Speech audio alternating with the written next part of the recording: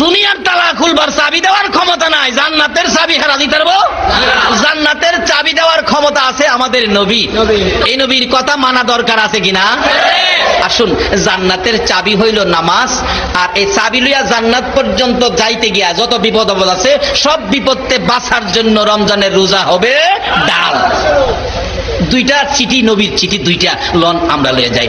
যদি লইয়া হাসরের ময়দানে যাইতে পারেন, আল্লাহ পাক হাসরের দিন বিচারের কোট বসাবেন একদিকে, আরেকদিকে নির্দেশ দিবেন ফেরেশতারা আমার আরশের নিচে ডেকোরেশন করে আমার মেহমান আসতেছে, আমার মেহমান আসতেছে, তোমরা ডেকোরেশন করে এখানে খাবারের ব্যবস্থা করো। আমার দুনিয়ার কিছু মেহমান আছে, তারা দুনিয়াতে না খাইয়া রোজা রাখছে, আমারে ভয় করছে, আমি তাদের আজকে আমি মেহমানদারি করব।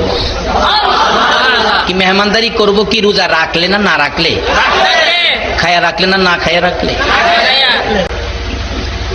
মুখের এমন সুগান সুগায় মনে হয় যে আজ গাছে রোজা রাখছে, সেহেরিও খাইছে না। কি বিপদ! আচ্ছা, রোজাদারদের না খায়া রাস্তাটা হাড়ে, কোনো বিপদ আছে? কোনো ভয় আছে? আল্লাহ কয় বান্দা, রোজা না রাখতে হেরা খাইছিন, আর তোরা রোজা রাখতে না খাইয়া হাঁটছস, হাসরের ময়দানে আগে তোরা রে খাওয়ামু, পরে বিচার আছে। আর সবে কদর পাইছেন রোজাদার, কবরে যাবেন যেদিন কেউ আপনার সঙ্গী না, যে কথাটা থেকে কথা বললো, বলুন কবরে যাওয়ার সঙ্গী কেউ হবে? আরে বাবার পাশে দাঁড়াইয়া বিষ নিব, সাপের বিষ, এটাই তো রাজি না, আবার কবরে যাইতো। যেদিন কেউ কবরে যাওয়ার সঙ্গী হইতে রাজি হবে না, সেদিন রাসূল বলছে এই সবে কদর আপনার সাথী হইয়া কবরে যাবে। যখন মুনকির নকির আসবে আপনাকে প্রশ্ন করার জন্য, জব সলভ করার জন্য, আযাবের ফেরেশতা আসবে আপনাকে আযাব দেওয়ার জন্য, রিপোর্ট নিয়ে যাবেন, ফেরেশতারা বলবেন তোমার কবরে আযাব হবে, 70 বছর হায়াত, এর মধ্যে 60 বছর বেজাল ইবাদত করো নাই, 60 বছরের অপরাধের জন্য তোমাকে শাস্তি করা হবে। সঙ্গে সঙ্গে সবে কদর আপনার সাথী তো দাঁড়ায় যাবে, এই দাঁড়াও, কাকে শাস্তি দিবা? তার আমলনামায় 60 বছর বেজাল। তখন সবে কদর বলবে 60 বছরের বেজালের নিয়ে তোমরা শাস্তি দিতে আইছো, আমার কাছে 83 বছর 4 মাস 10 দিনের নেকি আছে। এই যে দেখো লাইলাতুল কদরি খায়রুম মিন আলফি শাহর। যে কদর তার নসিব হয়েছে, এক কদরের মধ্যে 1000 মাসের চাইতে বেশি নেকি দেওয়া হয়েছে। আল্লাহ বাজেট দিয়েছে 1000 মাসের চাইতে বেশি নেকি নিয়ে কবর শুইছে, আর তুমি আইছো 60 বছরের নিয়ে ফিরা দিতা। যাও এখান থেকে, যাও। সুবহানাল্লাহ। ওই ফেরেশতা যাইব আর কইব বাচ্চা গেলি কদর হয়া। কি কইব? বাচ্চা গেলি। এই যে এই কদর কি আপনারা নিতে রাজি আছেন? আচ্ছা বলুন, যারা বোনাস নিবেন, বোনাস কি আমারে দিব? কাকে দিব? যারা শ্রমিক, যারা কর্মচারী, বোনাস তাদেরকে দিব। কর্মচারী ব্যতীত আমি তুফাজ্জল হুজুরেও বোনাস দিত না। কর্মচারী ব্যতীত যদি বোনাস না পায়, রোজা ছাড়া সবে কদর বোনাস পাওয়া সম্ভব না। রোজা যারা রাখেন নাই, সবে কদর আপনি পাবেন না, নিশ্চিত থাকেন। আপনার জন্য সবে কদর নয়। সরকারি কর্মচারী ব্যতীত যেমন সরকারি বোনাস পায় না, রোজা ব্যতীত সবে কদরের বোনাস দেওয়া হয় না। বলে রোজা রাখি নাই, তাহলে এখনো সময় আছে, আপনি কালকার থেকে ওয়াদা করেন বাকি রোজাটি ভাঙবেন না, সবে কদরের আশায়। আল্লাহর কসম, সবে কদর আপনাকে দেওয়া হবে। আর বাকি রোজা জীবনে ভাঙবেন না, ওয়াদা করেন আল্লাহ পাক সবে কদরের বাজেট দিবেন, যে সবে কদর বন্ধু বান্ধব সব যেদিন আপনাকে অন্ধকার কবরে রেখে চলে যাবেন, সবে কদর আপনার কবরের সাথী হয়ে থাকবেন। যত বিপদ আছে সব বিপদের মোকাবেলা করবে সবে কদর। রাসূল বলছেন হাসরে হবে বন্ধু। আজকে বন্ধু হিসাবে বন্ধু কত উপকার করে। বৃষ্টির মধ্যে বন্ধু আসবে, বাস স্ট্যান্ড দাঁড়ায় রয়েছে ছাতি নিয়ে, বন্ধু বাসেতে নামার পরেই বন্ধু ছাতি ধরছে, দোস্ত তুই আসবে অপেক্ষায়, ছাতি নিয়ে দাঁড়িয়ে আছি, বৃষ্টির মধ্যে তোরে কিভাবে নিব? বন্ধুর জন্য বন্ধু ছাতি, রৌদ্রের মধ্যে বন্ধুর জন্য বন্ধু বাস স্ট্যান্ডে ছাতি নিয়ে দাঁড়ায় রয়েছে। বলুন, বৃষ্টি রৌদ্রে ছাতি নিয়ে বন্ধু থাকলে উপকার হবে না ক্ষতি হবে? দুনিয়ার বন্ধু যেভাবে বন্ধুর জন্য ছাতি নিয়ে বৃষ্টির মধ্যে দাঁড়িয়ে থাকে, রৌদ্রে দাঁড়িয়ে থাকে, আল্লাহর কসম সবে কদর যাদের নসিব হয়েছে, হাসরের ময়দানে আদা দুপুরে যেদিন সূর্য মাথার চার ফেটে যাবে, মগজ গলে নাকে কানে মুখে দিয়ে বাহির হবে, মাটি তামা হয়ে আগুন জ্বলতে থাকবে, ওই দিন সবে কদর আপনার জন্য রহমতের ছাতি নিয়ে দাঁড়ায়া থাকবে। কিন্তু রোজা রাইখা নিবেন না, না রাইখা। এই পুরস্কারগুলো রোজাদারের জন্য। নবী বলেন আল্লাহু আকবার, বলুন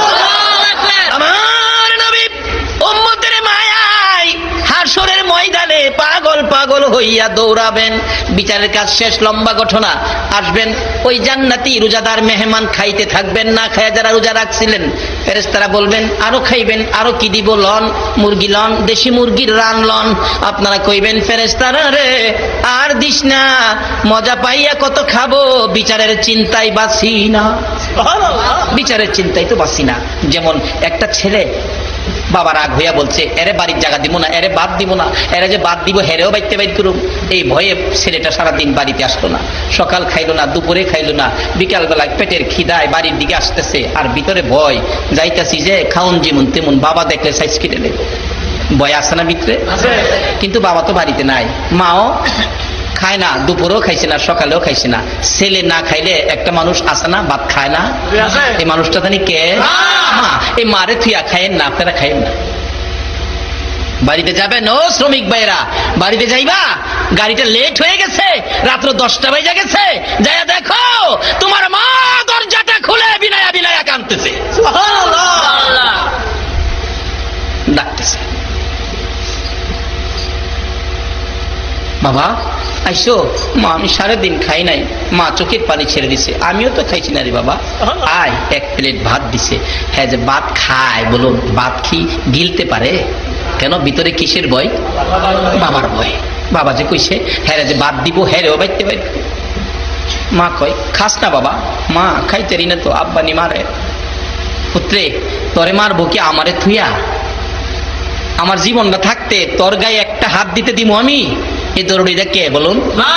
দুনিয়ার মধ্যে এই দরদিটা কে? হাসরের ময়দানে আপনার আমার জন্য এই দরদি হবে কে? এই রাসূলের পক্ষে থাকা দরকার আছে কি? এই নবীর কথাগুলো মানা আমাদের দরকার আছে কি? তাইলে বাজ্যে একটু হিসাব করেন নবীর কথাগুলো মানবেন কিনা। এবার মা ডাকতেছে, খা বাজান, চিন্তা করিস না। যে বাবার ভয়ে খাউন ভিতরে যায় না, একটু পরে দেহে বাবা আক্কেলালি আই পড়তেছে। অহন কি হ্যাঁ আর বাত কি কন খাইতারে? মা মা গো মা কেমনে খাইতাম? ওই যে বাবা আই করছে। বাবা দেখছে, দেখটা দূর থেকে ধমক দিছে, হ্যাঁ রে বাদ দিছে কে? মা কইছিলাম না। বাবা আসলে কি পোলারে মাইরে লেভেল লেগে চাইতেছে? শাসন, শাসন, সন্তানের প্রতি শাসন করতে হবে। এখন তো সন্তানের শাসন নাই। আগে পোলাপান ভয় পাইছে, অন্যায় করছে না কেরে, আব্বু মারবো আম্মু মারবো, আব্বু মারবো আম্মু মারবো, এই ভয়টা আর অনেক সন্তানের। একটা অপরাধী সন্তান রে বাবা মাফ করে দিল কি এর মধ্যে দেখে? খাওয়ানোর মধ্যে মাফ। আমার আল্লাহ বলবেন ও মেহমানেরা তোমরা খাও, আমি আসতেছি। আল্লাহ পাক বিচার করতে আসবেন নবীর উম্মতের সামনে, আরো সেরে নিচে। আপনারা নবীর দিকে তাকাইয়া রাখবেন, হুজুর এই তো বিচারপতি এসে গেছে, না জানি কি বিচার করে। আমার নবী বলবেন চিন্তা করিস না, আমার জীবন থাকতে তোরা একজনকেও জাহান্নামে নিতে দিব না।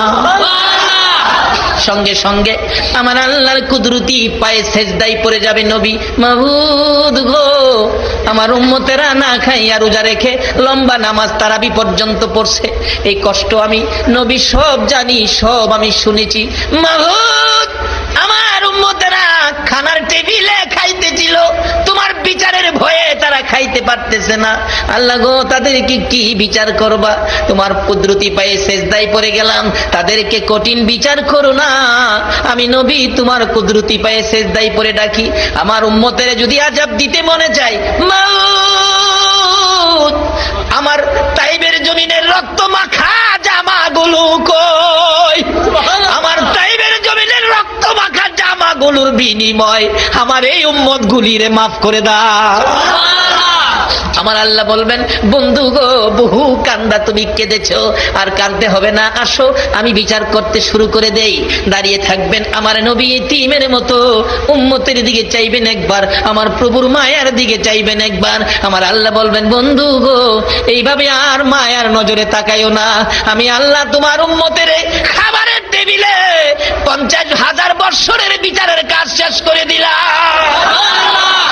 খাওয়ার মধ্যে কোনো বিচার করা যায় না, খাবারের টেবিলে তোমার উম্মতের বিচার খাওনের মধ্যে আদায় করে দিলাম।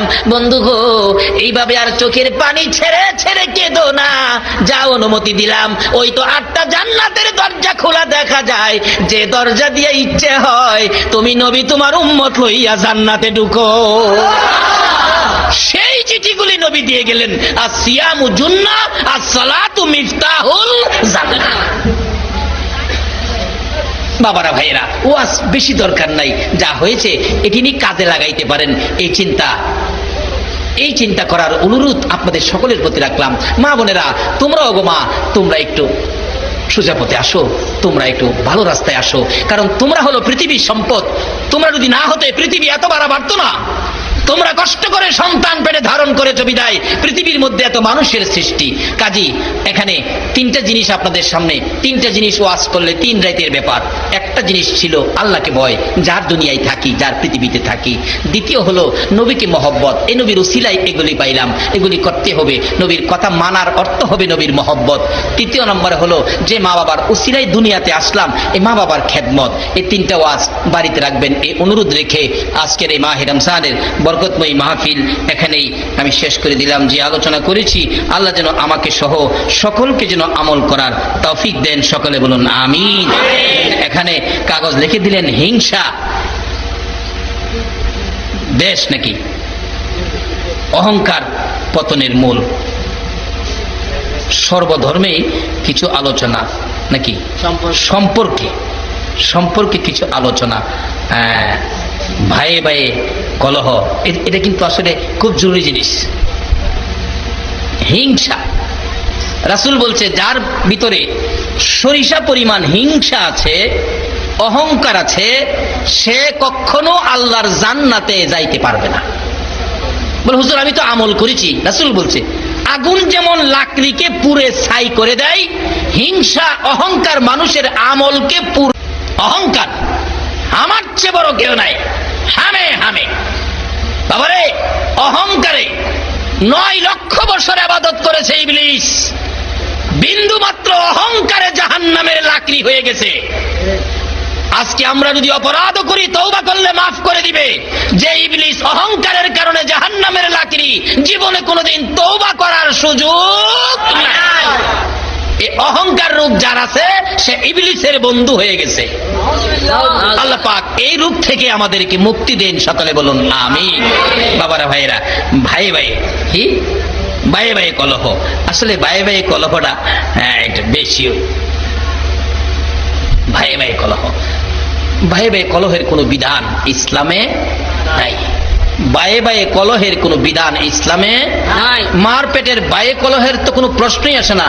মুসলমান বায়েও কলহ করার কোনো বিধান ইসলামে নাই। রাসূল বলেছে কুল্লু মুসলিমুনা ইখওয়াতুন, সকল মুসলমান তোমরা ভাই। কিরকম ভাই? একজন কালিমাওয়ালা মুসলমান আরেকজনের কিরকম ভাই? যেমন পায়ের মধ্যে ব্যথা পাইলে চোখে দিয়া পানি আসে না? পায়ে ব্যথা পাইছেন, চোখে দিয়ে পানি আসে। মাথায় ফুরা হয়েছে, সারা শরীর বেদনা করছে, তুমি এরকম মনে করো তোমার একজন ভাই। যেমন পায়ের ব্যথায় চোখে পানি আসে, মুসলমান এক ভাইয়ের ব্যথায় তুমি ঠিক এইভাবে ব্যতীত হও। হিংসা না, অহংকার না, ক্ষতির চিন্তা না। এই আমলগুলি আমাদের করার তৌফিক আল্লাহ দান করুক, সকলে বলুন আমিন। সবাই ডাক দেন আল্লাহুম্মা আমিন, আল্লাহুম্মা আমিন। ربنا ظلمنا أنفسنا وإن لم تغفر لنا وترحمنا لنكونن من الخاسرين رب ارحمهما كما ربياني صغيرا। ও 2 নং মাইলের মাথার মা বোনেরা, ঘুম থেকে উঠো গো মা, কানটা পাইতা শুনো, মাহফিলের আখিরি মোনাজাত হইয়া যাইতেছে। মাগো 1 বছরের জন্য এই মাহফিল বিদায় নিতেছে। মাবুদ, রমজানের শেষ দিকে চলে আসছি। নবী উম্মতের জন্য যে কোনো বেজুর রাত্রে সবে কদরের বাজেট করেছ গো আল্লাহ। আমরা আজকে 23 রমজানের বেজুর রাত্রে আমরা হাত বাড়াইলাম গো আল্লাহ। মাবুদ, যারা না খাইয়া সারাদিন কষ্ট করে রোজা রাখছে, লম্বা নামাজ তারাবি পড়ছে, সারাটা রাত্র কষ্ট করে মাহফিলের সময় দিয়েছে। এ রোজাদার গুলো হাত বাড়াইছে, এ হাত দেখলে তোমার মায়া লাগেনি গো আল্লাহ। প্রচন্ড রৌদ্রে যখন চাপ মারে, কিছু কিছু যুবক ছেলে না মসজিদে জোহরের নামাজ পড়ে বিছানায় শুয়ে যায়। জিজ্ঞেস করলে জবাব দেয়, হুজুর পানির পিপাসায় কলিজা শুকাইয়া গেছে। পানির পিপাসায় কলিজা শুকাইয়া যায়, একটা রোজাও ভাঙলো না গো আল্লাহ। এই রোজাদার যে হাত বাড়াইলো, তোমার কি মায়া লাগে না? আল্লাহ গো, এই রোজাদারের হাতগুলি কবুল করে মা বোনদেরকে সহ এই মাহফিলের উসিলায় আমাদের সবাইকে তুমি মাফ করে দাও। রোজাদাররে মাফ না করলে আমরা আর কার কাছে যাব গো আল্লাহ? তুমি না বলেছো রমজানের 3 ভাগের মধ্যে মধ্যভাগ আমাদেরকে ক্ষমা দিবা। মধ্যভাগে যদি আমরা ক্ষমা না পাইয়া থাকি, আজকে বেজুর রাত্রে আমরা তুমি মাফ করে দাও গো আল্লাহ। মাবুদ, তুমি তো বলছো আমরা মাফ করে দিবা। তুমি যদি মাফ না করো আল্লাহ গো, তুমি যে কইছো, আমরা যদি প্রশ্ন করি জবাব তো দিতে পারবা না। দুনিয়ায় দেখি বাবার কাছে যদি বাবা সন্তান টাকা চাই, বাবা কয় কালকে দিব। কালকে ওইটা সন্তান ডাকে, আব্বু তুমি না বলছো আজকে টাকা দিবা, টাকা নাই। না কইও না, তুমি না বলছো আজকে দিবা। আব্বু মিথ্যা কথা কইও না, তুমি না নামাজ পড়ো, তুমি কইছো দিবা, আজকে দাও। নামাজ পড়ো, তুমি কথা ঠিক রাখো বাবা।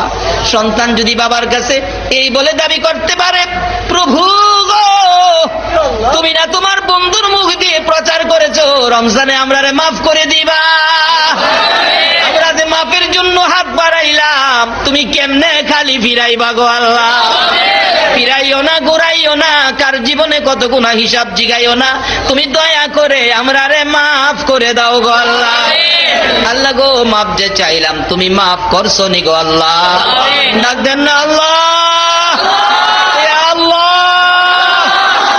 জীবনের গুনাহ মাফ করছো। মনে মনে জিগান না, জীবনের গুনাহ মাফ করছো।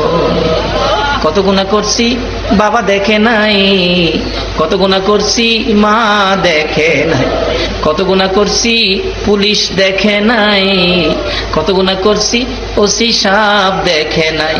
যদি দেখতো থানায় নিয়ে লটকাইয়া চাবুক দিয়া আঘাত করতো। মাবুদ, জীবনের কোনো অপরাধ পৃথিবীর কেউ দেখে নাই, দেখেছো তুমি আল্লাহ। সেই জন্য মাপের আশায় আল্লাহ আল্লাহ বলে ডাকলাম, তোমার কি মায়া লাগলো না? আল্লাহ ফিরাইও না, ঘুরাইও না, কার জীবনে কত গুনাহ হিসাব জিগাইও না। এই মাহে রমজানের বেজুর রাত্রে আমাদেরকে তুমি জীবনের গুনাহগুলো মাফ করে দাও। আল্লাহ, জীবনের গুনাহ মাফের আসার দরখাস্তের পর আরেকটা দরখাস্ত করি, তুমি রাগ হইও না।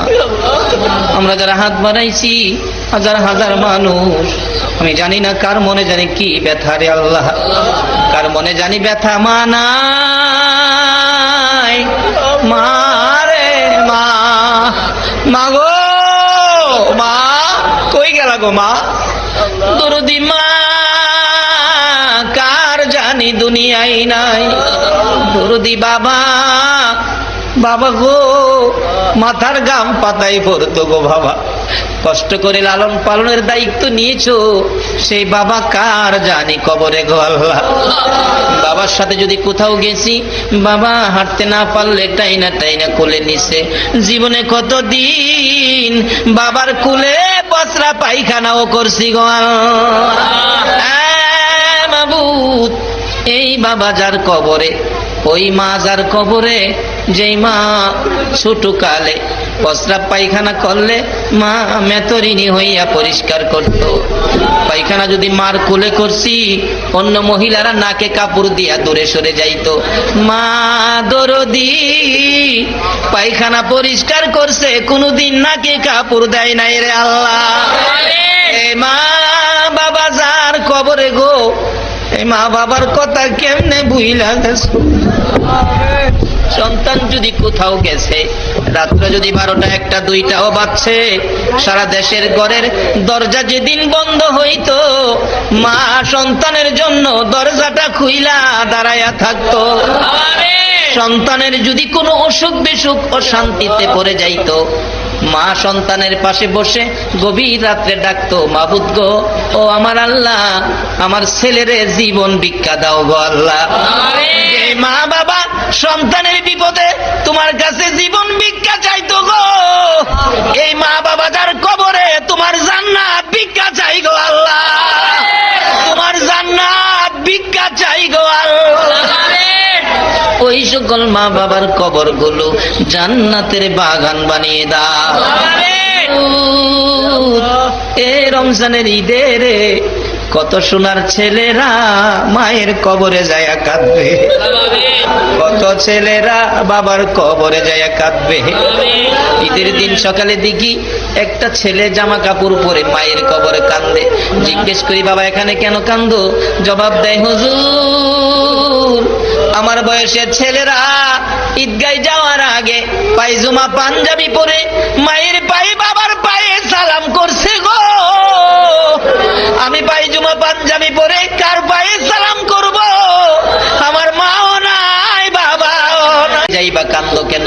ছেলেটা জবাব দেয়, হুজুর ঈদের ছুটিতে গাড়ি ভাড়া বাইরা গেছে হুজুর, 50 টাকা বাস ভাড়ার মধ্যে 100 টাকা বাস ভাড়া দিয়ে বাড়িতে আইলাম, রিক্সায় উঠে রওনা হলাম হুজুর, কান্দি বাড়িতে ঈদ করব, কারে লইয়া ঈদ করব গো হুজুর, আমার মাও নাই, বাবাও নাই। এ মায়ের অভাবী, বাবার অভাবী যারা হাত বাড়াইছে গো আল্লাহ, ই আল্লাহ তোমার নবী বলেছে রমজানের শেষ 10 দিন কবরবাসীদেরকে মুক্তি দিবা গো আল্লাহ। তোমার কথা মতো, তোমার বন্ধুর কথা মতো মুক্তির আশায় হাত বাড়াইলাম, তাদেরকে মাফ করে কবরগুলো জান্নাতের বাগান বানাইয়া দাও। আল্লাহ মা বাবা যার দুনিয়াতে আছে হায়াত বাড়িয়ে দাও, মা বাবা কেমন জিনিস বুঝার তৌফিক ছেলে মেয়েদেরকে দান করে দাও। আল্লাহ খাস করে দাদা দাদি নানা নানি শ্বশুর শাশুড়ি আলী আওলাদ বংশধর্মই মুরব্বী পাড়া প্রতিবেশী খানদানবাসী মহব্বতী এলাকার জমিনের নিচে যত মুমিন মুমিনাত ভূমি আছে সকলের কবর জান্নাতের বাগান বানিয়ে দাও।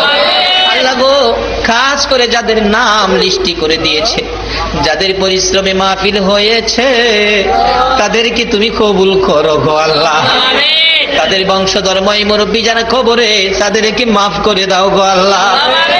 আল্লাহ খাস করে যাদের মৃত্যু তালিকা দিয়েছে, আল্লাহ গো আজকে তো তারা কবরে নাই, রুহানি ভাবে মাহফিলের পাশে দাঁড়াইয়া কাঁদবে, আল্লাহ তাদেরকে মাফ করে কবর জান্নাতের বাগান বানাইয়া দাও। আল্লাহ যেই মহিলাটা দোয়া চেয়েছে সন্তানের জন্য, আল্লাহ গো তাকে সন্তান, ছেলে সন্তান দিয়ে কলিজা ঠান্ডা করে দাও। এইভাবে যাদের ছেলে নাই ছেলে দাও, যাদের মেয়ে নাই মেয়ে দাও, যাদের ছেলেও নাই মেয়েও নাই, ছেলে মেয়ে দিয়ে কলিজা ঠান্ডা করে দাও গো আল্লাহ। মাবুদ আমাদের মধ্যে যারা নামাজি নামাজ কবুল করে লাও, যারা রোজাদার রোজাগুলো কবুল করে লাও, রমজানের বরকত সবে কদর সহ নসিব করে দাও গো আল্লাহ। আর কিছু দাও বা না দাও, একটা সবে কদর দিয়ে দাও গো আল্লাহ। আজকের মাহফিলে তোমার দরবারে আমরা সবে কদরের ভিক্ষুক হইলাম গো আল্লাহ। আমাদের প্রত্যেকের আমল নামায় সবে কদর লাগাইয়া দাও। আল্লাহ আমাদের মধ্যে যারা নামাজ পড়ে না, নামাজের বুঝ দাও, যারা রোজা রাখে না, রোজা রাখার তৌফিক দিয়ে দাও। আল্লাহ আমাদের সকলকে বেশি বেশি করে নেক হায়াত বাড়াইয়া দাও। আমাদের মধ্যে যারা বিমারি, বিমার শেফা করে দাও। যারা অভাবী, অভাব দূর করে দাও। যারা ঋণগ্রস্ত, ঋণ থেকে উদ্ধার করে দাও। আল্লাহ যারা ব্যবসা করে ব্যবসায় বরকত দাও, যারা চাকরি করে পদোন্নতি দান করে দাও।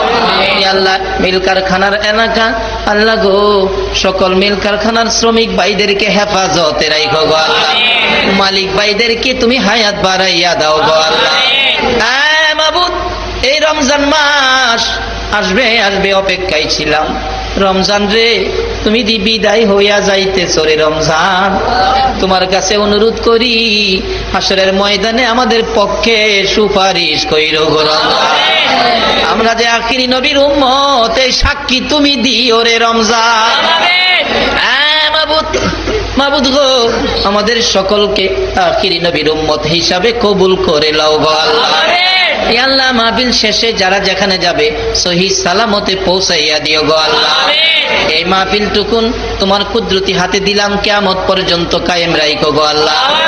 এই মাহফিলে যারা আসছে আসবে, সাহায্য সহযোগিতা করেছে করবে, সকলকে তুমি কাল কিয়ামতে নবীর গুদারায় উঠাইয়া ফুলফিরা বিনিময় কি? আল্লাহু আকবার বলো। বাবা, কে তোমরা আজকের মাহফিলের আয়োজক?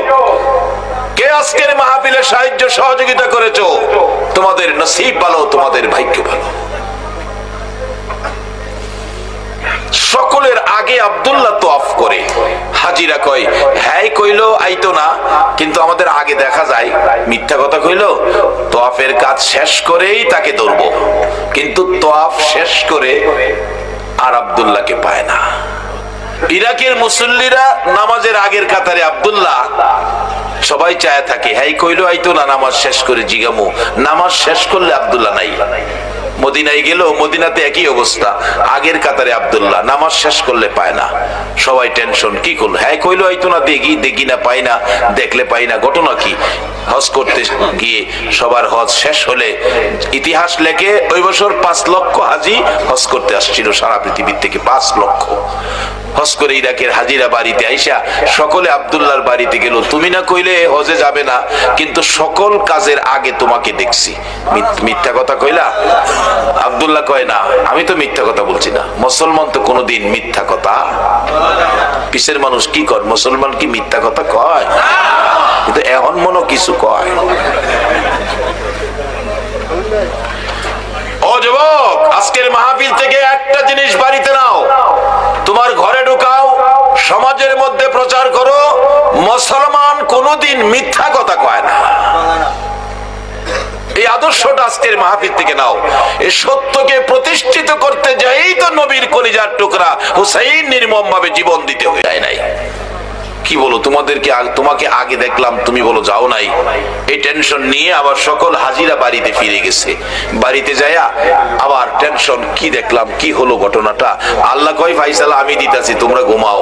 রাত্রে ঘুমাইছে, সকল হাজিদেরকে স্বপ্ন যুগে ফাইসালা দিচ্ছে আমার আল্লাহ। ও হাজিরা, আব্দুল্লাহ হজ করতে যায় নাই, তোমরা যা দেখেছো তার কারণ হলো, শোনো, আব্দুল্লাহ হজ করতে না গিয়ে এত কষ্টের পয়সা মক্কা মদিনায় যাবে, আমাকে খুশি করবে আর আমার বন্ধুকে খুশি করবে। মক্কা মদিনায় না গিয়ে আমি যার ভালোবাসায় কুল কায়নাত সাজাইছি, ওই নবীর আওলাদের ভালোবাসায় হজের সকল টাকা নবীর বংশের লোক না খায়া মরা দুম্বার গোশত রান্না করতেছিল, তার বাড়িতে সব টাকা দিয়ে দিছে। তার এই কাজটা আমি আল্লাহ পছন্দ করেছি। আওলাদে রাসূলের ভালোবাসায় আল্লাহ খুশি হয়। 2টা দাবি করছেন, অবশ্যই পুরা হবে। বাস্তবে আসুন, যদি হুসাইনের পক্ষে কিছু সময় দিতে পারেন। হুসাইন তো নবীর একান্ত ব্যক্তিত্ব, যাকে কোলে রাখতেন, যাকে 2 গালে চুমাইতেন, এত আদরের হুসাইন। হুসাইনের ভালোবাসায় বসতে পারলে এখানে আব্দুল্লাহ অনেক পরের ঘটনা। আওলাদে রাসূলকে খুশি করলে আল্লাহ পাক তার প্রতি খুশি হইয়া মক্কা মদিনার হজ প্যাকেট করে ইরাকের জমিনে আব্দুল্লাহর বাড়িতে পাঠিয়ে দিয়েছে। আমার আল্লাহ সকল হাজিদেরকে বলে দিলেন, তোমরা 5 লক্ষ হাজি হজ করতে এসেছিলে, কারো হজ এই বছর আমি কবুল করি নাই, কিন্তু আসে নাই মক্কা মদিনায় আব্দুল্লাহ, তার হজটা শুধু আমি কবুল করেছি। ইরাকে থাইকা যদি হজ কবুল করাইতে পারে আওলাদে রাসূলের ভালোবাসা দিয়ে, আজকে হুসাইনের ভালোবাসায় 2টা দাবি কি আমাদের আদায় হবে না? মক্কা মদিনায় আসে নাই, ইরাক থেকে হজটা কবুল করেছি আমি আল্লাহ। শুধু আব্দুল্লাহর হজটাই শুধু কবুল, আর কারো হজ কবুল হয় নাই। আব্দুল্লাহর হজের উসিলাতে তোমাদের হজটা আমি আল্লাহ কবুল করেছি। কাজটা কি ছিল?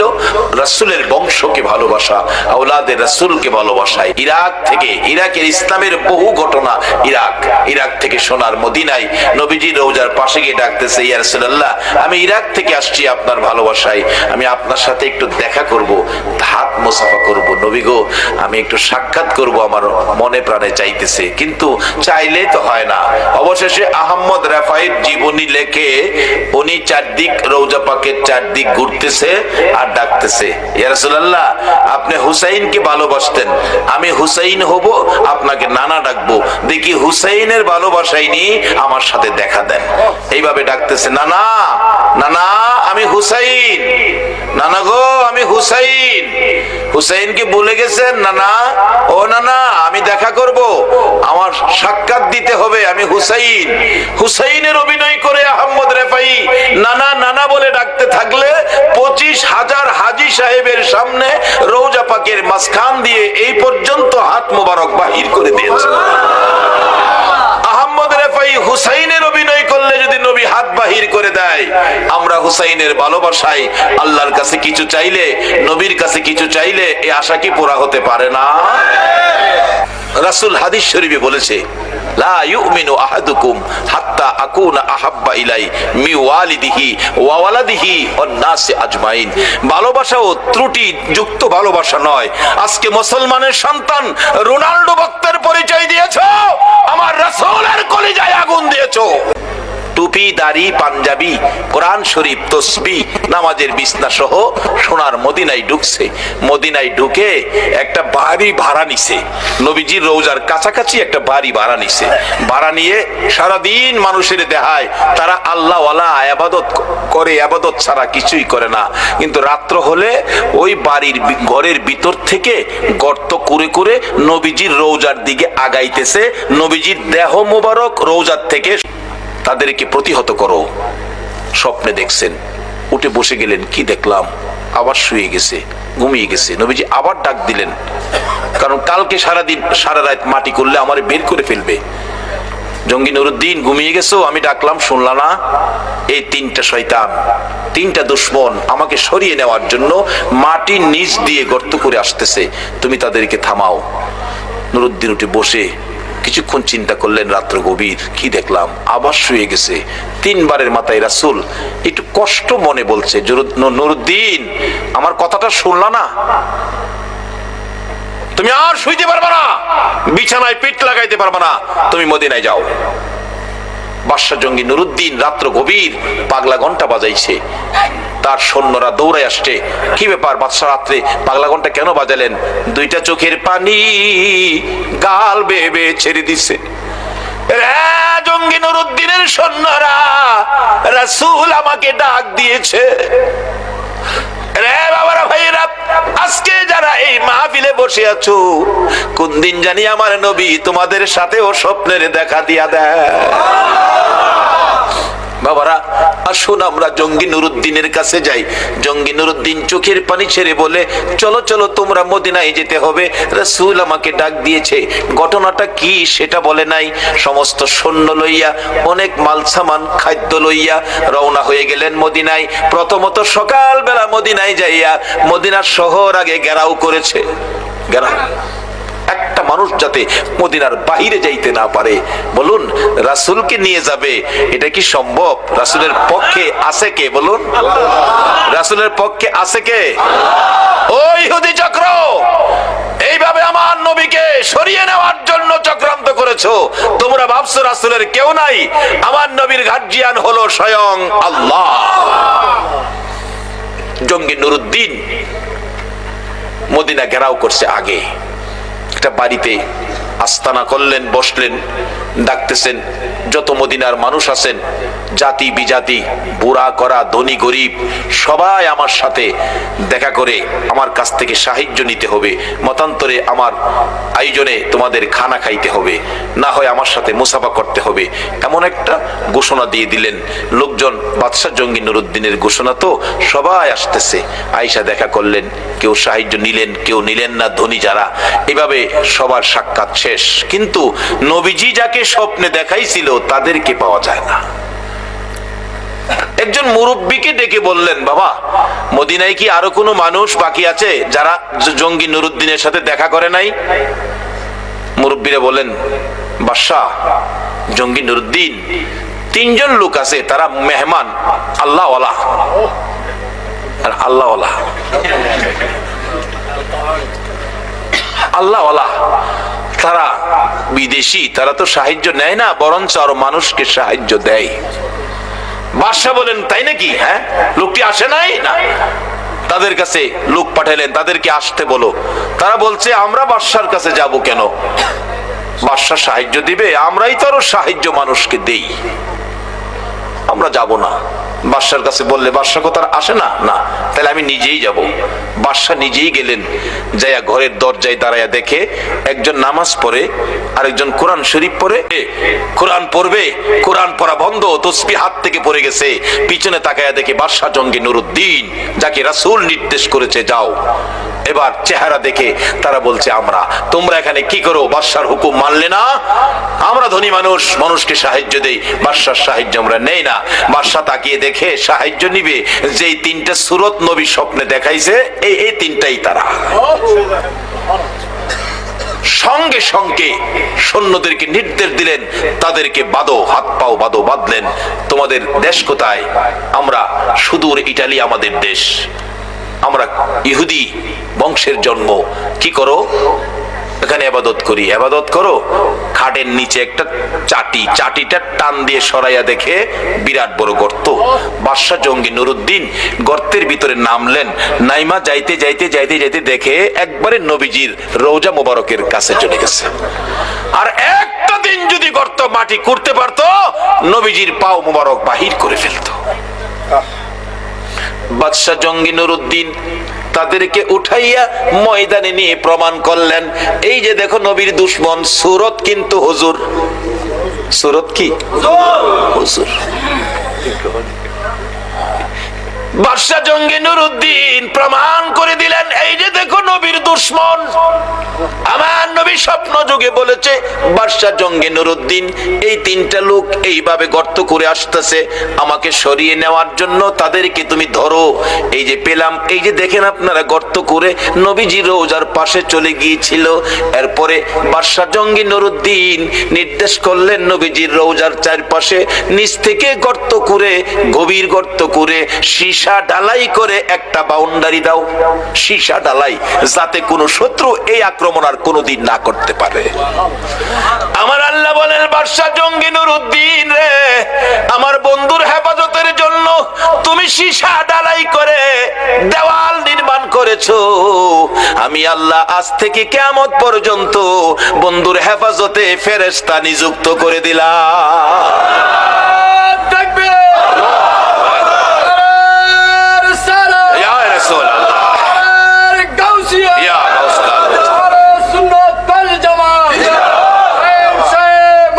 জিন্দাবাদ, জিন্দাবাদ।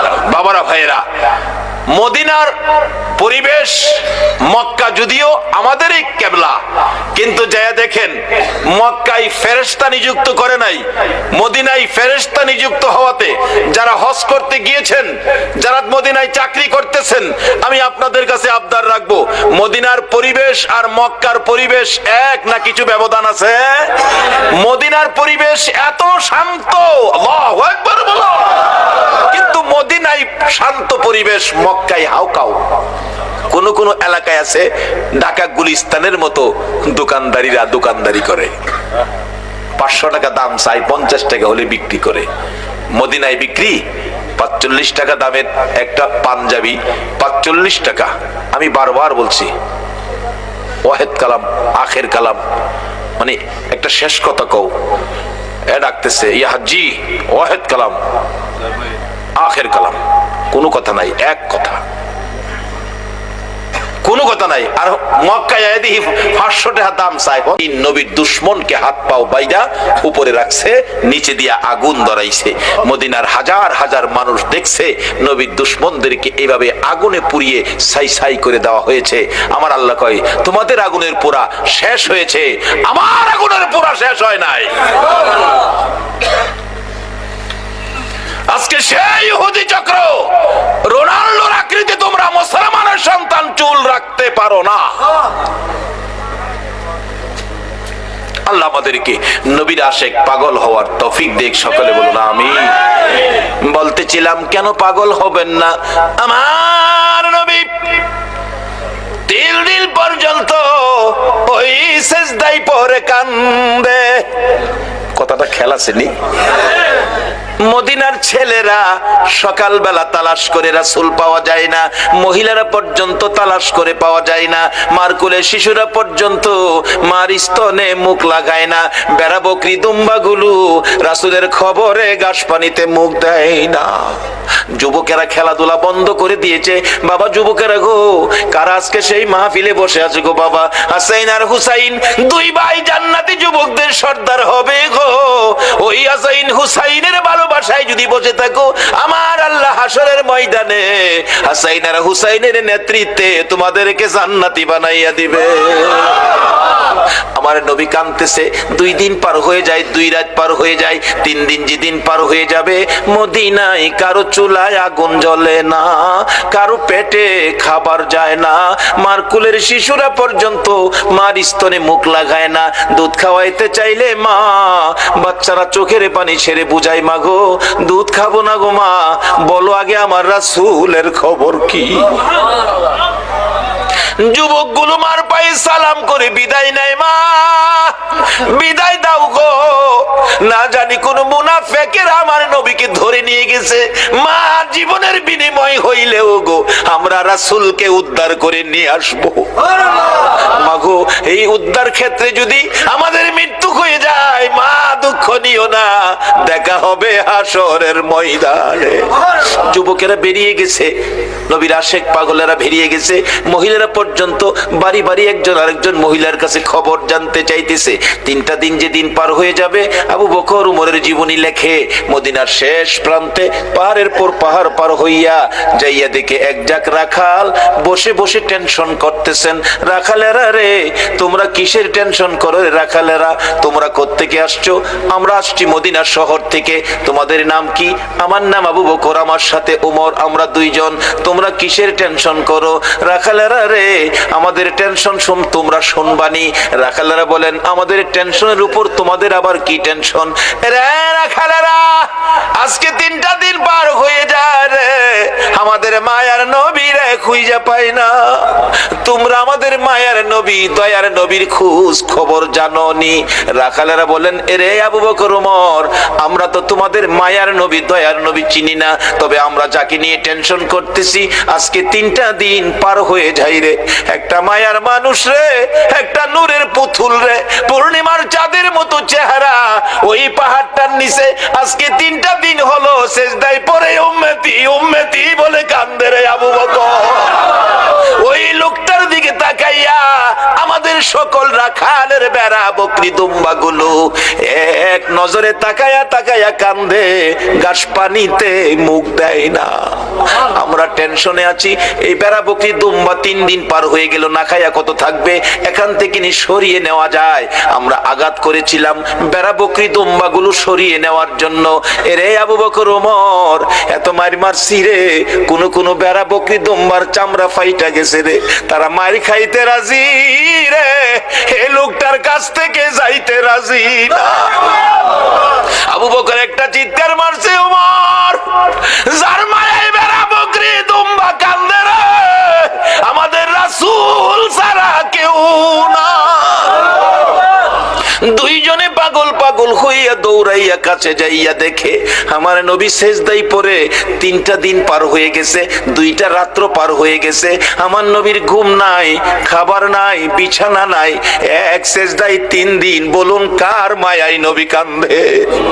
আরে দয়ালো নবী, প্রেমের ছবি আর আসবে না জগতে, আমার দয়ালো নবী, প্রেমের ছবি আর আসবে না।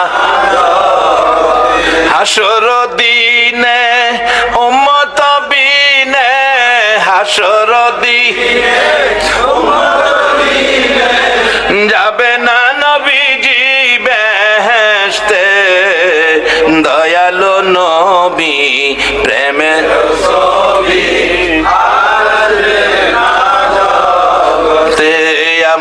দয়ালো নবী প্রেমের ছবি আর আসবে না। আমার নবী 3টে দিন পার হয়ে যায়, আপনার আমার ব্যথায় নবী কান্দে। আবু বকর পাশে দাঁড়িয়ে ডাকতেছে, ইয়া রাসূলুল্লাহ 3টে দিন পার হয়ে গেল গো, আমি আবু বকরকে বুইলা কেমনে রইলেন? আপনি মক্কা থেকে হিজরত করে মদিনায় যাবেন 6 মাস আগে আমার কানে খবর দিয়েছিলেন, আজকে 3টে দিন পার হলো, শহর থেকে বেরিয়ে মদিনার পাহাড়ে চলে যাবেন, একটু খবর আমারে দিলেন না। হুজুর বুঝেছি, উম্মতের ব্যথা লইয়া বুঝি কান্দেন। নবী গো আর কানতে হবে না, আমি আবু বকরের তামাম জিন্দিগির নেকি আপনার উম্মতের জন্য দান করে দিলাম। আমার নবী আবু বকরের কথায় মাথা উঠাবে না, আমার আল্লাহ যদি ফাইসালা না দেয় নবী শুনবে না। ওমর ডাকলেন, আমি সব নেকি দান করে দিলাম, মাথা উঠায় না। দুইজন একজনের দিকে আরেকজন তাকায়, রে আবু বকর। আবু বকর ডাকে ওমর, কেমনে রে নবীরে মদিনায় নেওয়া যাবে? ওমর একটা ফাইসালা দিলেন মদিনা নেওয়ার জন্য। কি করতে পারি? আসো আমরা মদিনার থেকে অনেক সাহাবী মিলে আসি নবীর দরবারে। শত শত সাহাবীরা ডাক দিলে নবী মাথা উঠাবে, সাহাবীদের জন্য নবীর অনেক মায়া আছে। এবার ডাকতেছে ওমর, রে আবু বকর তুমি ডাক দিলা, আমি ডাক দিলাম, মাথা যখন উঠায় না রে, সাহাবীরা ডাকলে নবী মাথা উঠাবে না।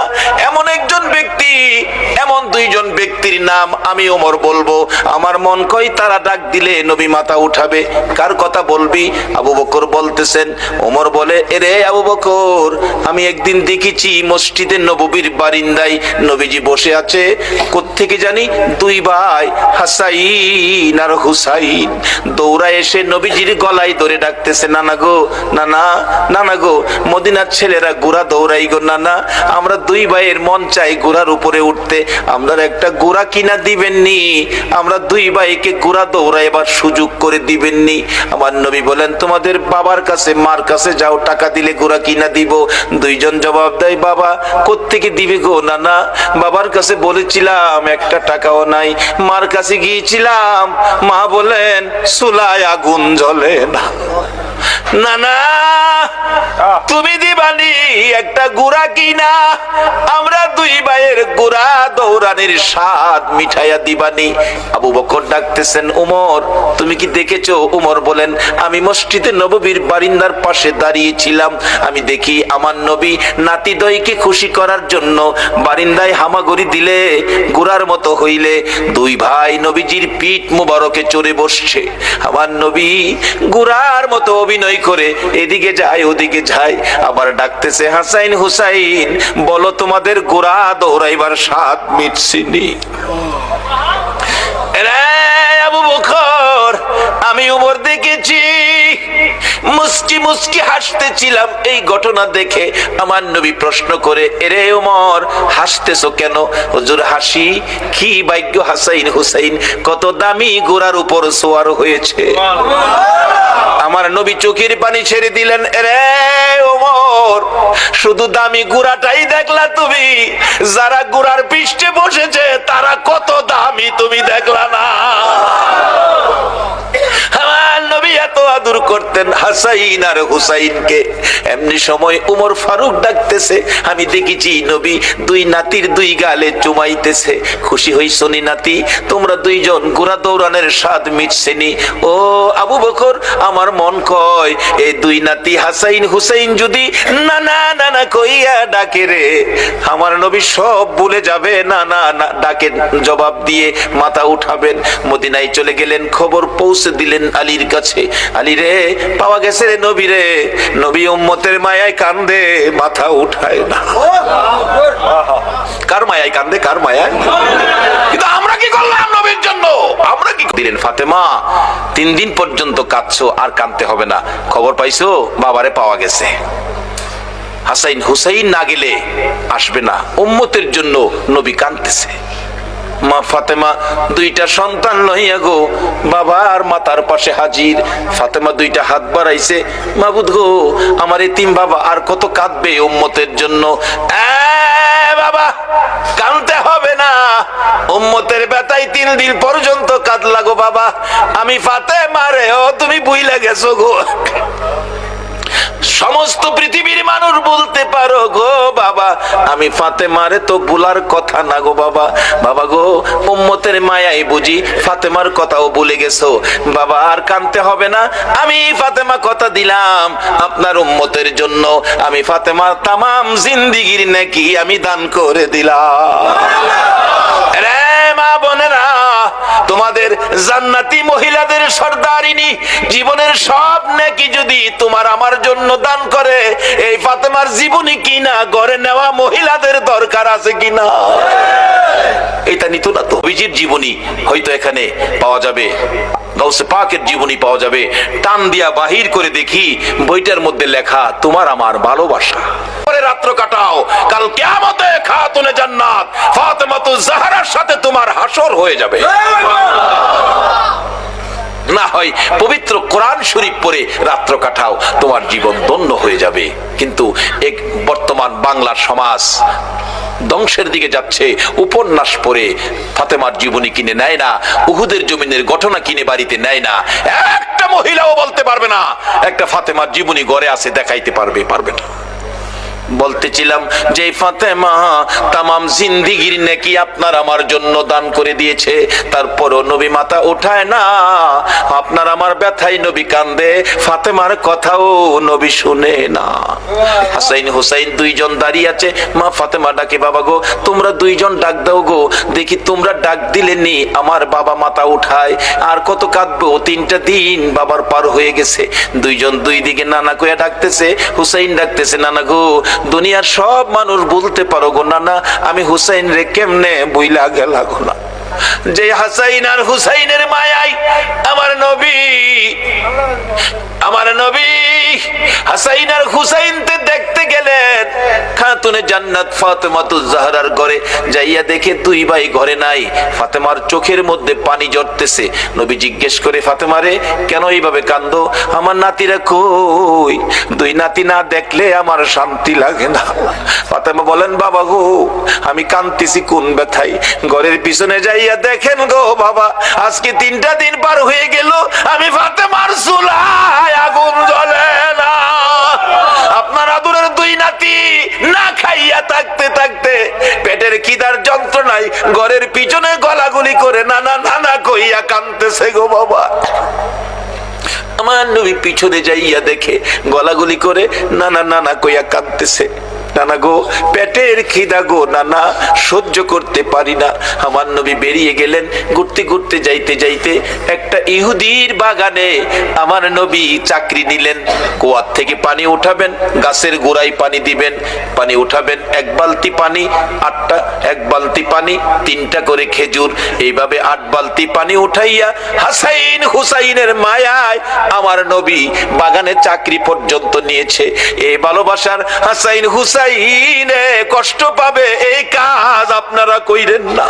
সিরে বালতি কুয়ার ভিতরে পড়ে গেছে। ইহুদি দৌড়ে আসছে, পানি উঠাও পানি উঠাও। রশি সিরে বালতি পড়ে গেছে, কি দিয়ে উঠাবো? সিরে গেছে। হাও না তুমি সিরে ফেলছো? আমার নবীরে কয়, নবী বলে সিরে ফেলছে। আমার নবী বলেন, ইহুদি রে আমি সিরি নাই, সিরে পড়ে গেছে। এই পর্যায়ে 1 কথা 2 কথা রাগ হইয়া নিষ্ঠুর ইহুদি, যেই নবীর চেহারায় জীবনে কোনদিন মশা মাছি বসে না, আমার নবীর গাল মুবারকে ইহুদি থাপ্পড় লাগাইয়া দিছে। আমার নবী একটা চিৎকার মারছে, ইহুদি রে পেটের খিদা রে, আমার নাতিরা 3 দিন পর্যন্ত খায় না, আমি রাসূল খাই নাই রে। 3 দিন না খাইয়া গালের গোশত শুকাইয়া গেছে রে ইহুদি, আমার গালে থাপ্পড় দিছস, বল তোর হাতে ব্যথা পাইছস নি? ইহুদি বলেন, কার গায়ে হাত তুললাম গো? আমি মারলাম, আমারে জিগাই ব্যথা পাইছিনি। আমার নবী ডাকে, এরে ইহুদি আমার 8 বালতি পানির বিনিময়ে 24টা খেজুর দিবি? হ দেব, দে। আমার হাসাইন আর হুসাইন কান্দে পেটের খিদায়। 24 খেজুর লইয়া নবী রওনা হলেন, চলে যাবেন নাতিদের খাওয়ানোর জন্য। আমার আল্লাহ কয়, জিবরাইল রে আমার বন্ধুর কানে খবর দে, বন্ধু যেন কুয়ার ভিতর থেকে বালতি উঠাইয়া দিয়ে আসে। জিবরাইল ডাহে, হুজুর যাইতেছেন গা? বালতি উঠাইবো কে? বালতি তো কুয়ার ভিতরে সিরা পড়ছে, কিভাবে উঠাবো? কিছু তো নাই, উঠাবো কি দিয়া? জিবরাইল কে, হুজুর কিছু লাগে না, যেখানে রাহমাতাল্লিল আলামিন আছে এখানে কিছুই লাগে না, আপনি কুয়ার ভিতরে হাত দিয়া বালতিরে ডাক দেন। সুবহানাল্লাহ, আসতে কইলেন? পৃথিবীর এমন কোন শক্তি আছে এই মৃত বালতি ডাক দিলে হাতে আইব? কিন্তু আমার নবীর হাতে আমার নবী ভিতরে হাত দিয়া ডাকতেছে, বালতি, বালতি রে আয়, আমি নবীর হাতে আই। আমার নবী ডাক দিতে দেরি, কুয়ার ভিতর থেকে বালতি নবীর হাতে আসতে দেরি হলো না। উঠাইয়া ইহুদির সামনে দিলেন, এই লাও তোমার বালতি দিয়ে গেলাম। বলুন, মৃত বালতি নবী ডাক দিলে এই নবীর হাতে আসবে কিনা? যদি বিশ্বাস করতে কষ্ট হয়, চলুন আমরা একটুখানির জন্য মদিনায় যাই। যাইবেন? যাইবেন মদিনায়? চলুন না ঘুরে আসি। ছেড়ে দে নৌকা মাঝি যাব মদিনায়। বলুন, ছেড়ে দে নৌকা মাঝি যাব মদিনায়। মদিনাতে কান্দে নবী উম্মতের মায়ায়, মদিনাতে কান্দে নবী উম্মতের মায়ায়। ছেড়ে দে নৌকা মাঝি যাব মদিনায়, ছেড়ে দে নৌকা মাঝি যাব মদিনায়। মদিনায় যায় দেখেন, যারা হজ করতে গেছেন, ছোট্ট একটা চিহ্ন আছে, জায়গাটার নাম লেখা আছে উস্তুনে হান্নানা, মৃত খেজুরের গাছ। নবীজি মসজিদের নববীতে মিম্বরের পাশে হেলান দিয়ে খুতবা পড়তেন। যেদিন মিম্বর পাকা হইছে, শুকনা খেজুরের ডাল গাছ উঠায় ফেলাই দিছে, পাকা মিম্বরে দাঁড়াইছে, নবী খুতবা দিবেন, কিন্তু নবীর কানে কান্নার কে যেন এতিমের মতো কান্দে, মা বাবা হারা এতিম। রাসূল বলেন, সাহাবীরা দেখে তো কে কান্দে, আমার কানে কান্দার আওয়াজ আসতেছে। সাহাবীরা কই, ইয়া রাসূলুল্লাহ, রাসূল সামনে, আমরাও সামনে, কান্নার তো কোনো কথা না, আমরা রাসূল পাইলে তো খুশি, আমরা তো কাঁদতে পারি না। রাসূল বলেন, আমার কানে কান্নার আওয়াজ আসতেছে। সাহাবীরা বেরিয়ে গেলেন, তালাশ করে দেখে মসজিদের পাশে মরা শুকনা খেজুরের গাছ কাঁদতেছে। মরা শুকনা খেজুরের গাছ যদি কান্তারে, মরা বালতি নবীর হাতে আইতে পারে না? কানতেছে। রাসূল জিগায়, এ খেজুরের গাছ, তুমি তো মৃত, কানতেছো কি ব্যাপার? খেজুর গাছের কান্না আরো বাড়ছে। হুজুর কাঁদতেছি আপনার মায়ায়, ভালোবাসায়, আমার ভালোবাসায়। হুজুর আমি যে ব্যথিত হয়ে গেছি, আমি যে পুরা কপাল হয়ে গেছি, এতদিন রাহমাতাল লিল আলামিন নবীর পিঠের সাথে লেগে থাকতাম, আজকে মিম্বর পাকা হওয়াতে আমারে ফালাই দিছেন। নবী গো, আপনার বিরহের ব্যথায় আমি কাঁদতেছি। মৃত গাছ মানুষের মতো কথা কয়। রাসূল বলেন, তাই নাকি? ও খেজুরের গাছ, তুমি কাঁদো না, আমি রাসূল তোমার জন্য দোয়া করে দেই, তুমি একটা জীবিত খেজুরের গাছ হয়ে যাইবা। আচ্ছা, আমরা নবীর দোয়ায় মৃত গাছ জীবিত হইব নি? পৃথিবীর এমন কোন শক্তি আছে মৃত গাছ জীবিত করতে পারে? একমাত্র পারে নবী মুহাম্মদুর রাসূলুল্লাহ। গুনাহ মাফ নেবেন, নবীকে স্বপ্নে দেখবেন, কিভাবে? শেষ কথা আসতেছি সামনে। এবার রাসূল বলতেছেন, দোয়া করে দেই একটা জীবিত খেজুরের গাছ হয়ে যাইবা। উস্তুনে হান্নানা, খেজুরের গাছ কই? হুজুর এই দোয়া চাই না, চাই না কইও না, কিয়ামত পর্যন্ত হায়াত পাইবা। হুজুর এই দোয়া চাই না, শোনো, বরকতের খেজুর হইব, 12 মাস খেজুর, কোন সিজন লাগবে না, 12 মাস খেজুর থাকবো আমি দোয়া করে দিলে। নবীর দোয়ার মধ্যে এই বরকত আসেনি? আল্লাহু আকবার, কি যে বরকত, কত যে কাহিনী বরকতের, অন্যদিন বলবো। এবার ডাকতেছে, আমি দোয়া করে দেই বরকতের খেজুর থাকবে 12 মাস। হুজুর এই দোয়া চাই না, চাই না কইও না, কিয়ামত পর্যন্ত আমি দোয়া করে গেলে এই বরকতের খেজুর সমস্ত পৃথিবীর উম্মতেরা খাইবো ঠিক, কিন্তু গাছের খেজুর কমাই পারতো না। সারা পৃথিবীর মানুষ খাইলেও খেজুর কমতো না। উস্তুনে হান্নানাকে, হুজুর এ দোয়া চায় না। আমার নবী ডাকে, আমি বললাম তুমি সেই দোয়া চাও না, বলো তোমার কি আকাঙ্ক্ষা, কি দোয়া চাও? উস্তুনে হান্নানা ডাকে, হুজুর আমি একটা দাবি করব গো, আমি কিয়ামত পর্যন্ত হায়াত চাই না, মৃত গাছ জীবিত হইতে চাই না, সারা উম্মত খাইবে খেজুর বরকত, এটাও আমি চাই না। আমি চাই আপনি নবী যেই জান্নাতে থাকবেন গো নবী, ওই জান্নাতের বিছানাটার পাশে একটা খেজুরের খেজুরের গাছ হইয়া আপনার নবীকে সারা জীবন আমি দেখতে চাই।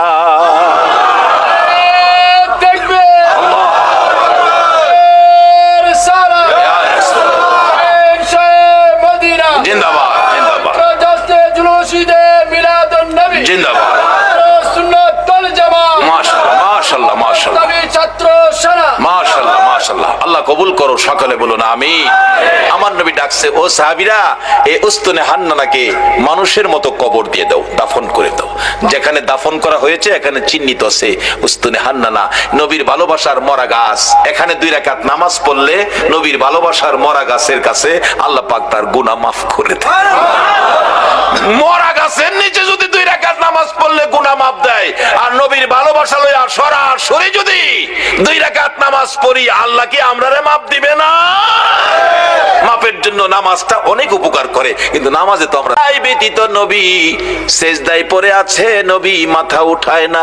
হাসাইন হুসাইন 2 ভাই মিলে ডাকতেছে, নানা গো আমরা 2 ভাইরে কেমনে বুইলা গেনা গো নানা, যে 2 ভাইয়ের জন্য নবীর কত মায়া ছিলেন। ইহুদি ডাকতেছে, হুজুর বালতি উঠাইলেন আপনি, কে আপনি, পরিচয় কি? কুয়ার ভিতর থেকে বালতি হাতে ডাক দিলে আপনার হাতে আসে। আমার নবী বলে, রে ইহুদি বালতি বুইজা রাখ, আমার নাতিরা কান্দে, আমি দেরি করতে পারি না।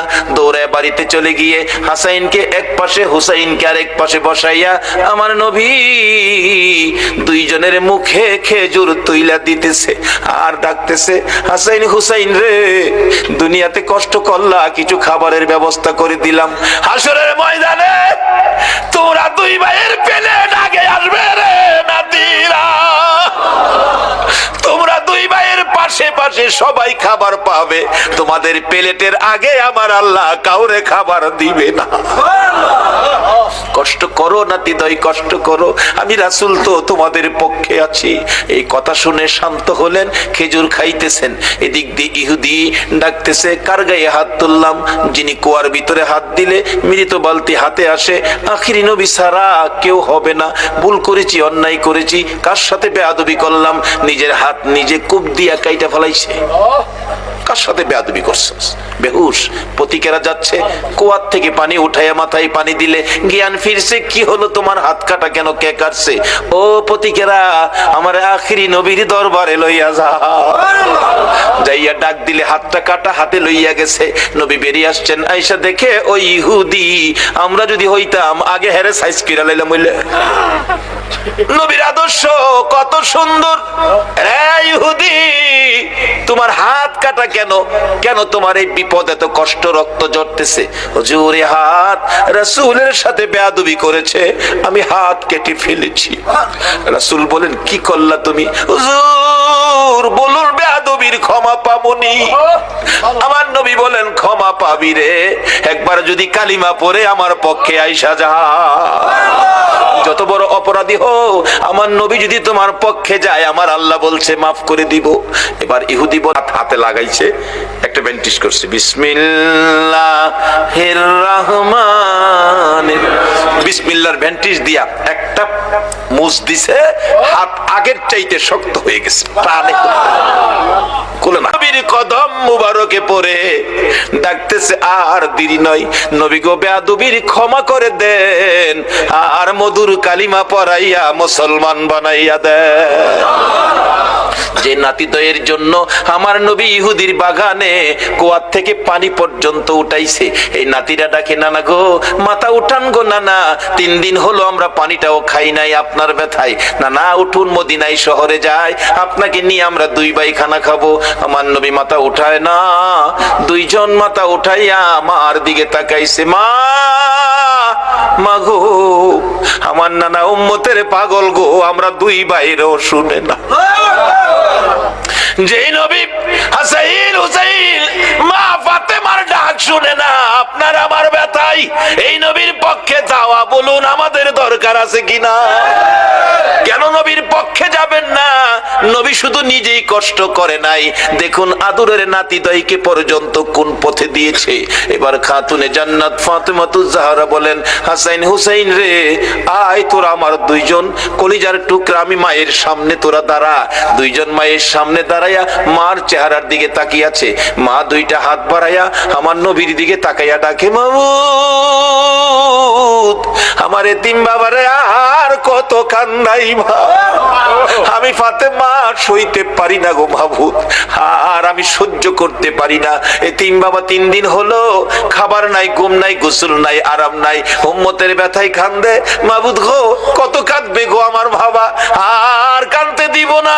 আমি মা হইয়া 2টা হাত বাড়াইলাম, আমার 2টা সোনার পুতুল, আমার 2টা কলিজার টুকরা হাসাইন আর হুসাইন আমার বাবার উম্মতের নাজাতের জন্য আমি কুরবানি করে দিলাম।